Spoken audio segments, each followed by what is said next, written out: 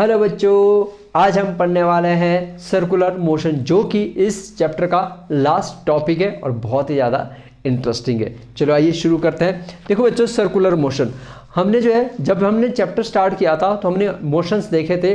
पहला हमने देखा था स्ट्रेट लाइन मोशन, फिर हमने सर्कुलर मोशन और फिर हमने रोटेशन भी देखा था, वाइब्रेशन के बारे में भी थोड़ा डिस्कस किया था। तो अब हम पढ़ने वाले हैं सर्कुलर मोशन।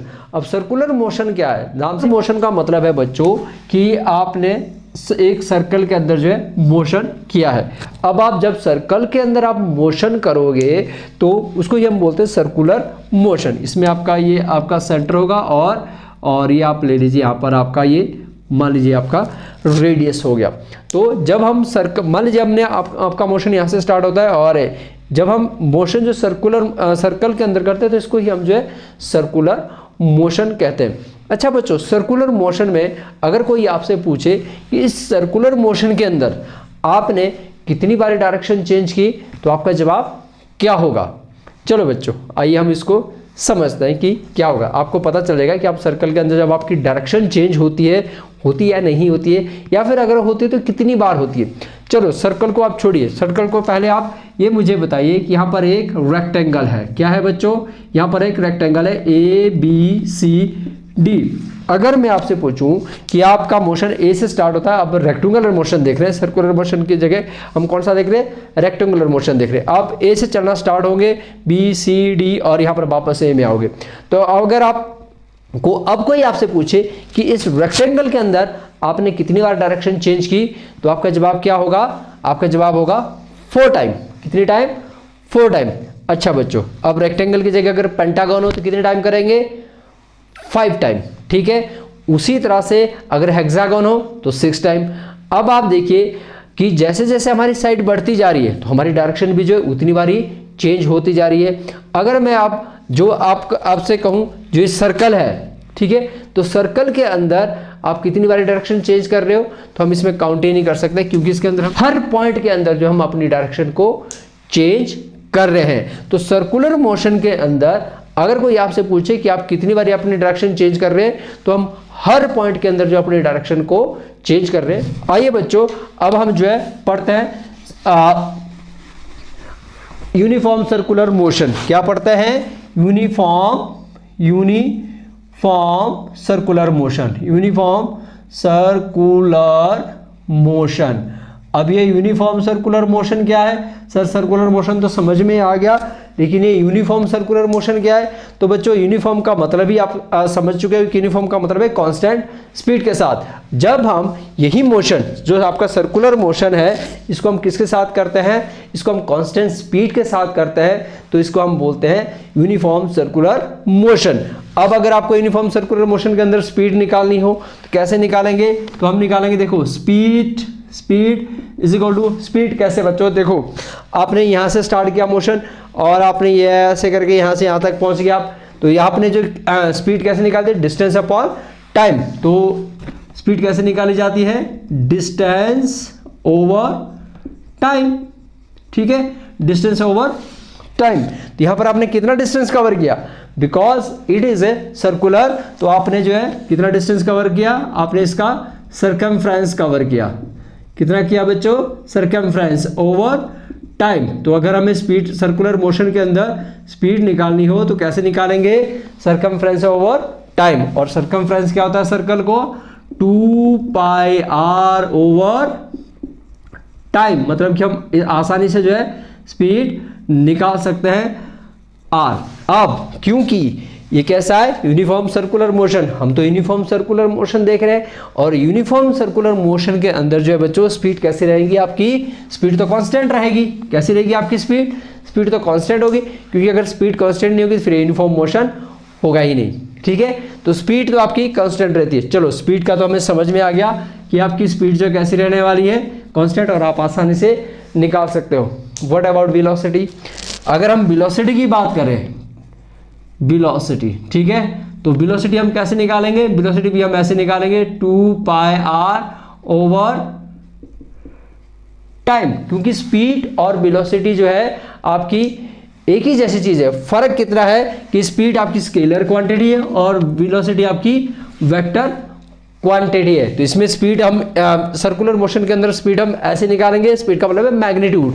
तो जो स्पीड होगी या वेलोसिटी होगी उसका मैग्नीट्यूड कैसा है, एक जैसा, ये कांस्टेंट है, इसके अंदर वेलोसिटी के अंदर कोई भी चेंज नहीं आ रहा है। तो स्पीड अगर आपकी कांस्टेंट है, कांस्टेंट, तो आपकी वेलोसिटी भी कैसी है, आपकी वेलोसिटी भी कांस्टेंट है। ठीक है बच्चों, अच्छा ये तो ठीक है। अब जरा थोड़ा सा ट्विस्ट पैदा होने वाला है अगर हम पूछे कि यहाँ पर चेंज इन वेलोसिटी, तो क्या वेलोसिटी के अंदर चेंज आया है?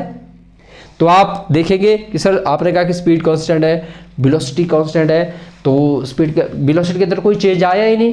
लेकिन बच्चों वेलोसिटी के अंदर चेंज आया है।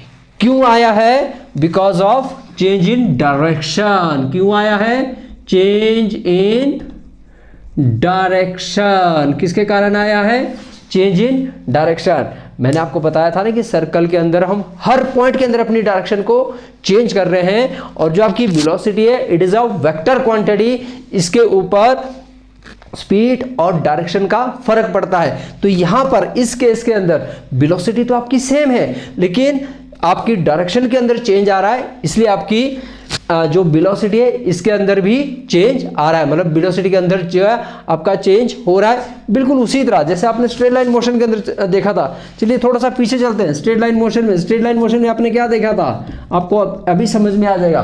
स्ट्रेट लाइन मोशन के अंदर हम देखा था, स्ट्रेट लाइन मोशन के अंदर है जो आपका मोशन, जैसे आप ओ से ए की तरफ जा रहे हैं तो एक ही डायरेक्शन के अंदर आपका मोशन चेंज हो रहा है। तो यहाँ पर वेलोसिटी आपकी क्या रहती है, वेलोसिटी के अंदर आपका चेंज आ जाता है। ठीक है, वेलोसिटी के अंदर आपका चेंज आ जाता है, लेकिन आपकी जो डायरेक्शन होती है, ठीक है, जो आपकी डायरेक्शन होती है उसके अंदर आपका चेंज नहीं आता है, नो चेंज। ठीक है, डायरेक्शन आपकी कैसी रहती है, सेम रहती है। डायरेक्शन आपकी कैसी रह रही है, सेम रह रही है। तो बस बच्चों यहाँ पर भी तो सेम ही है। यहाँ पर क्या है, यहाँ पर आपका वेलोसिटी और आपकी डायरेक्शन, ठीक है, यहाँ पर क्या हो रहा है, यहाँ पर बिल्कुल सेम हो रहा है, कोई भी फर्क नहीं है, जरा सा फर्क नहीं है। यहाँ वेलोसिटी क्या है, सेम है, लेकिन डायरेक्शन के अंदर क्या आ रहा है, चेंज आ रहा है। तो इसीलिए बच्चों यहाँ पर सर्कुलर मोशन के अंदर, ये स्ट्रेट लाइन मोशन है, स्ट्रेट लाइन मोशन के अंदर आपकी वेलोसिटी सेम है, वेलोसिटी के अंदर चेंज है, लेकिन डायरेक्शन आपकी सेम है। तो सेम ही चीज़ तो है। यहाँ पर जो है आपकी वेलोसिटी में तो कोई चेंज नहीं आ रहा है, लेकिन डायरेक्शन के अंदर तो चेंज आ रहा है ना, तो इसलिए आपके वेलोसिटी के अंदर जो आपका चेंज आ जाता है।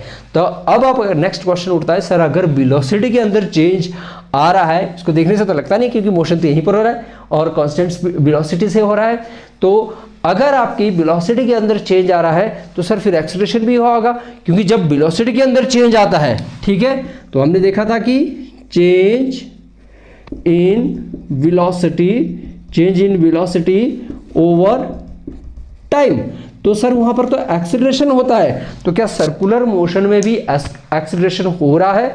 ऑफ कोर्स बच्चों, अगर वेलोसिटी के अंदर चेंज आ रहा है तो सर्कुलर मोशन के अंदर भी तो एक्सीलरेशन होगा, लेकिन यहां पर ये देखना है कि वो एक्सीलरेशन किधर हो रहा है। देखो बच्चों, एक्सीलरेशन को अगर हम सिंपल भाषा में डिवाइड करें तो एक्सीलरेशन किधर को होता है, एक्सीलरेशन हमेशा उधर को होता है जिधर को फोर्स की डायरेक्शन होती है, जिधर को भी फोर्स लगी होती है उधर को ही आपका एक्सीलरेशन होता है। जैसे कि आपने यूनिफॉर्म मोशन के अंदर देखा था कि अगर हम कार की स्पीड बढ़ा दें तो कार की स्पीड किधर को बढ़ेगी, इधर को बढ़ी, तो कार भी इधर को गई, इसका मतलब एक्सीलरेशन भी उधर को ही हुआ था। और जब हमने ब्रेक लगाई थी तो एक्सीलरेशन किधर को हुआ था, ऑपोजिट डायरेक्शन में हुआ था, तो मतलब जिधर को फोर्स लगेगी उधर को ही आपका एक्सीलरेशन होगा। तो सर्कुलर मोशन के अंदर सर एक्सीलरेशन किधर को हो रहा है, अब ये क्वेश्चन हो रहा है। तो बच्चों सर्कुलर मोशन के अंदर जो है आपका जो एक्सीलरेशन है, अब आपको ये देखना पड़ेगा कि सर्कुलर मोशन के अंदर जो आपकी फोर्स है किधर को लगी है। तो देखिए इसके लिए आप क्या देखते हैं कि अगर मान लीजिए एक थ्रेड की हेल्प से जो है आप एक स्टोन को बांध लीजिए, ऐसे मार्कर को बांध लीजिए आप और ऐसे करके घुमाइए, तो ये कैसे घूमेगा, ये आपका सर्कुलर मोशन के अंदर घूमेगा। कैसे घूमेगा, सर्कुलर मोशन के अंदर घूमेगा। तो इसके ऊपर फोर्स कहाँ से लग रही है बच्चों, इसके अंदर आपकी फोर्स जो है यहाँ से लग रही है, मेरे हाथ से लग रही है। तो बच्चों सर्कुलर के अंदर मोशन जो फोर्स जो है वो यहाँ से लगेगी, सेंटर से फोर्स लगेगी। कहाँ से लगेगी, सेंटर से जो आपकी फोर्स लगती है, और इसको कहा जाता है सेंट्रीपिटल फोर्स। क्या कहा जाता है इसको, सेंट्रीपिटल फोर्स, सेंट्रीपिटल फोर्स। ठीक है बच्चों, सेंट्रीपिटल फोर्स। तो यहाँ पर जो है आपका जो एक्सीलरेशन हो रहा है वो सेंटर की तरफ हो रहा है। हर पॉइंट से आपका एक्सीलरेशन जो किधर को हो रहा है वो सेंटर की तरफ हो रहा है।